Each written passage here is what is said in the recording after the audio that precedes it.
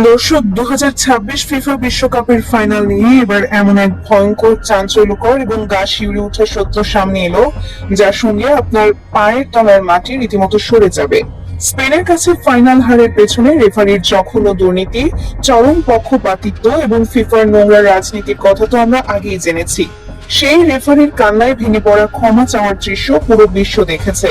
কিন্তু এবার খোদ আর্জেন্টিনার ঘরের ভেতরের যে রোমহর্ষক বেইমানির পর্দা ফাঁস হলো, তা পুরো ফুটবল বিশ্বকে একেবারে স্তব্ধ করে দিয়েছে। ফাইনালে কি শুধু রেফারি বিক্রি হয়ে গিয়েছিলেন, নাকি আর্জেন্টিনার ডাগআউটে বসে থাকা খোদ কোচও এই বিশাল ম্যাচ ফিক্সিং এর সাথে জড়িত ছিলেন?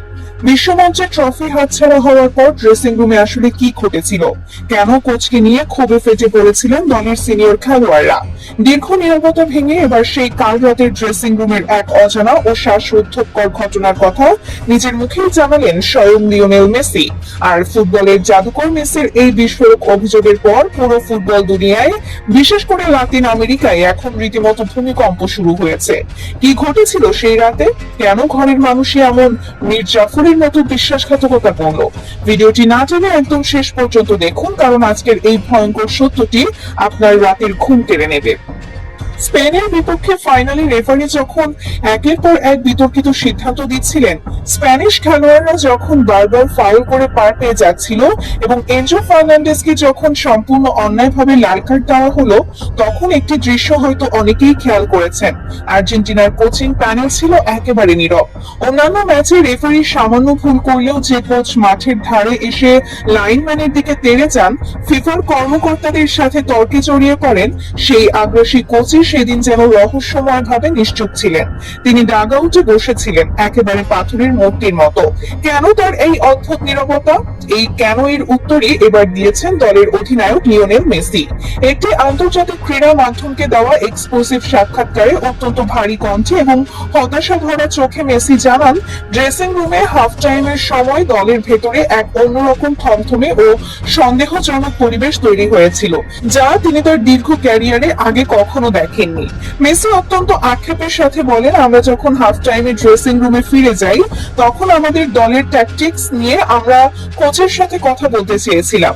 আমরা সবাই বুঝতে পারছিলাম স্পেন আমাদের ডান দিক দিয়ে বারবার অ্যাটাক করছে এবং মাঝে আমাদের ফরমেশন পরিবর্তন করা অত্যন্ত জরুরি, কিন্তু কোচ আমাদের কথায় কোনো কান দেননি। তিনি যেন অন্য কোনো জগতেই ছিলেন।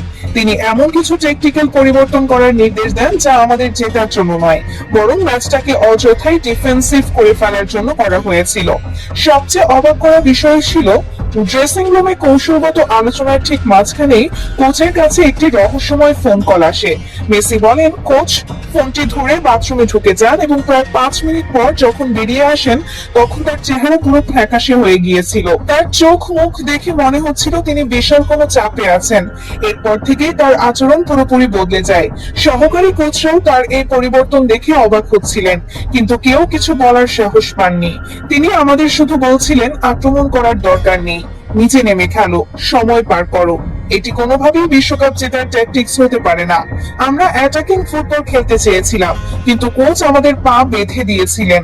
মেসির এই চাঞ্চল্যকর কথার পর ফুটবল বিশ্লেষকরা ফাইনালে কোচের সিদ্ধান্তগুলো নিয়ে নতুন করে চুলচেরা বিশ্লেষণ শুরু করেছেন। ম্যাচ যখন অতিরিক্ত সময়ে গড়ালো এবং 10 জনের আর্জেন্টিনা যখন ক্লান্তিতে ধুঁকছিল, তখন দলের সবচেয়ে বেশি প্রয়োজন ছিল ফ্রেশ লেগের। কিন্তু কেন বেঞ্চে বসে থাকা ফ্রেশ স্ট্রাইকারদের মাঠে নামানো হয়নি?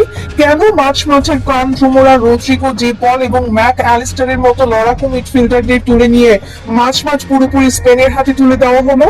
এমিলিয়ানো মার্টিনেজ এবং ডি পল যখন মাঠ থেকে উঠছিলেন, তাদের চোখে মুখে ছিল রাজ্যের অবিশ্বাস। তারা বারবার ডাগআউটের দিকে তাকিয়ে ইশারায় জানতে চাইছিলেন কেন তাদের তুলে নেওয়া হচ্ছে। এই সাবস্টিটিউশন গুলো কোন স্বাভাবিক ফুটবলীয় মস্তিষ্কের কাজ হতে পারে না। মেসি আক্ষেপের সুরে আরো বলেন, আমরা সেদিন শুধু স্পেনের 11 জন খেলোয়াড় বা রেফারির বাঁশির সাথে লড়িনি, আমাদের লড়তে হয়েছে আমাদের নিজেদের বেঞ্চের বিপক্ষেও। যখন এনজোকে লাল কার্ড দেওয়া হলো, আমরা আশা করেছিলাম ডাগআউট থেকে চরম প্রতিবাদ আসবে, কোচ রেফারিকে চ্যালেঞ্জ করবেন, কিন্তু সেখানে ছিল পিনপতন নীরবতা। ম্যাচ শেষে ড্রেসিং রুমে ফিরে আমি যখন কোচের চোখের দিকে তাকিয়েছিলাম, আমি সেখানে কোনো পরাজয়ের কষ্ট বা কান্না দেখতে পাইনি। আমি শুধু অপরাধ বোধ দেখেছি। আমার মনে হচ্ছিল আমাদের পিঠে এমন কেউ অত্যন্ত সুকৌশলে ছুরি মেরেছে, যাকে আমরা আমাদের নিজের পরিবারের চেয়েও বেশি বিশ্বাস করতাম। ফুটবল বোদ্ধাদের মতে ফিফার ভেতরের যে বিশাল বেটিং সিন্ডিকেট এবং ইউরোপিয়ান স্পন্সরদের কথা রেফারি তার লাইভে ফাঁস করেছিলেন, সেই একই আন্ডারওয়ার্ল্ড সিন্ডিকেটের কালো টাকার ছায়া হয়তো আর্জেন্টিনার ডাগআউট পর্যন্ত পৌঁছেছিল। কোটি কোটি ডলারের এই ম্যাচ ফিক্সিং এর জালে কি তবে কোচও আটকা পড়েছিলেন? লাতিন আমেরিকার একটি দলকে আটকাতে ইউরোপের বেটিং মাফিয়ারা কি তবে দলের ভেতরেই বেইমানি তৈরি করেছিল? মেসির এই বিস্ফোরক মন্তব্যের পর আর্জেন্টিনার রাজধানী বুয়েন্স আইরেসের রাস্তায় লাখো ক্ষুব্ধ সমর্থক আগুন জ্বালিয়ে বিক্ষোভ শুরু করেছে। তারা অবিলম্বে কোচের ব্যাংক অ্যাকাউন্ট, কল লিস্ট এবং তার পরিবারের সাম্প্রতিক আর্থিক লেনদেন চেক করার জন্য সরকারের কাছে জোর দাবি তুলেছেন। আর্জেন্টিনার সাবেক কিংবদন্তি ফুটবলার হাভিয়ার জানেত্তি এবং গাব্রিয়েল বাতিস্তুতাও এই ঘটনার সুষ্ঠু তদন্ত চেয়েছেন। তারা বলেছেন, এমন ন্যাক্কারজনক ঘটনা যদি সত্য হয়ে থাকে তবে তা আর্জেন্টিনার ফুটবল ইতিহাসের সবচেয়ে বড় কলঙ্ক। সামাজিক যোগাযোগ মাধ্যমে ট্রেটর কোচ, ফিক্সিং স্ক্যান্ডাল এবং ইনভেস্টিগেট আর্জেন্টিনা ডাগআউট হ্যাশট্যাগ গুলো এখন বিশ্বজুড়ে ট্রেন্ডিং এ পরিণত হয়েছে। শুধু আর্জেন্টিনাতেই নয়, বাংলাদেশে থাকা কোটি কোটি মেসি ভক্তরাও এই খবর শুনে চরম হতাশা এবং ক্ষোভে ফেটে পড়েছেন।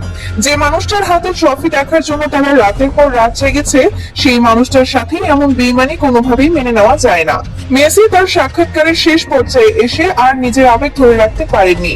তিনি বলেন, ফুটবল আমার কাছে একটি পবিত্র জায়গা। আমি জীবনে অনেক ম্যাচ হেরেছি, কিন্তু এভাবে নিজের ঘরের মানুষের বিশ্বাসঘাতকতার শিকার হয়ে হারার কষ্ট আমি ভাষায় প্রকাশ করতে পারবো না। আমার সতীর্থরা মাঠে রক্ত ঘাম এক করে দিয়েছে, আর ডাগআউট থেকে আমাদের বিক্রি করে দেওয়া হয়েছে। এই বিশ্বকাপটা হয়তো আমার শেষ বিশ্বকাপ ছিল।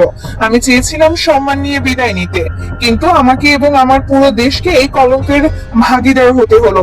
দর্শক, যে কোচকে বিশ্বাস করে পুরো একটি দেশ এবং সারা বিশ্বের কোটি কোটি ভক্ত একটি স্বপ্নের জন্য প্রহর গুনছিল, তার বিরুদ্ধে খোদ দলের অধিনায়কের এমন গুরুতর অভিযোগ প্রমাণ করে যে ফুটবলের আসল খেলাটা এখন আর সবুজ ঘাসের মাঠে হয় না, হয় টেবিলের নিচে থাকা কালো টাকার চুক্তিতে।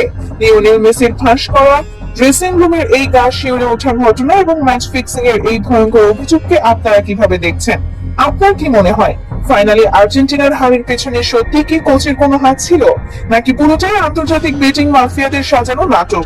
এই বিশ্বাসঘাতকতার প্রমাণ মিললে কোচের কি ধরনের শাস্তি হওয়া উচিত বলে আপনি মনে করেন? আপনাদের অত্যন্ত সুচিন্তিত, আবেগপূর্ণ এবং বিশ্লেষণমূলক মতামতটি অবশ্যই নিচে কমেন্ট বক্সে লিখে জানাবেন। ভিডিওটি ভালো লাগলে একটি লাইক দিন এবং আন্তর্জাতিক ফুটবল রাজনীতির পেছনের এমন সব ভয়ঙ্কর সত্য, এক্সক্লুসিভ ও চাঞ্চল্যকর খবর সবার আগে পেতে আমাদের চ্যানেলটি সাবস্ক্রাইব করে পাশে থাকা বেল আইকনটি বাজিয়ে রাখুন।